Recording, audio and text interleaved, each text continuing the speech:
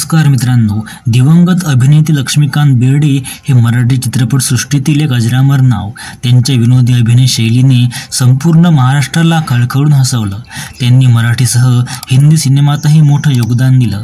त्यांच्या चित्रपटांइतकंच त्यांचं खासगी आयुष्यही नेहमीच चर्चेमध्ये राहिलं. त्यांच्या पत्नी प्रिया बेर्डे यांच्याविषयी सर्वांनाच माहिती आहे, मात्र त्यांच्या पहिल्या पत्नीबद्दल फारच कमी लोकांना माहिती आहे. लक्ष्मीकांत बेर्डे यांच्या पहिल्या पत्नीचं नाव होतं रुही बेर्डे.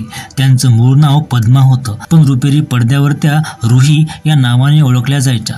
रुही या मूळच्या मुंबईच्या होत्या आणि त्यांनी आपल्या कारकिर्दीची सुरुवात हिंदी सिनेमांमधून केली होती. आ गले लग जा या सिनेमात त्यांनी शत्रुघ्न सिन्हा यांच्या बहिणीची भूमिका साकारली होती. त्यानंतर त्यांनी डार्लिंग डार्लिंग हे नाटक आणि जावई विकत घेणे आहे या मराठी सिनेमातून आपल्या अभिनयाची छाप पडली. त्यांची पांडू हवालदार मधील भूमिका प्रेक्षकांच्या विशेष पसंतीस उतरली होती. रुही आणि लक्ष्मीकांत यांची पहिली भेट वेडी माणसं या नाटकाच्या निमित्ताने झाली होती.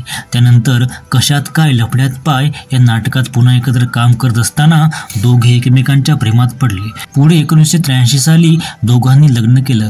रुही या लक्ष्मीकांत यांच्या आयुष्यात खऱ्या अर्थाने लक्ष्मी ठरल्या.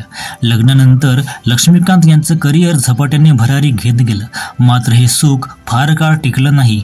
एक दिवस अंधेरीमध्ये गाडीतून प्रवास करत असताना रुही यांना अचानक ब्रेन हॅमरेज झाला. तातडीने त्यांना रुग्णालयात दाखल करण्यात आलं, पण 5 एप्रिल 1998 रोजी त्यांनी अखेरचा श्वास घेतला. त्यांच्या मृत्यूने लक्ष्मीकांत बेर्डे पूर्णपणे हादरले. त्यांच्या जवळच्या मैत्रीण वसुंधरा साबळे यांच्या ब्लॉगनुसार लक्ष्मीकांत बेर्डे इतके खचले होते की नंतर ते कधीच सावरले नाही. रुहीच्या जाण्याने त्यांच्या जीवनात एक मोठी पोकळी निर्माण झाली होती. रुहीच्या अंतिम संस्काराच्या वेळी लक्ष्मीकांत यांनी तिच्या अंगावरील एकही दागिना काढू दिला नाही.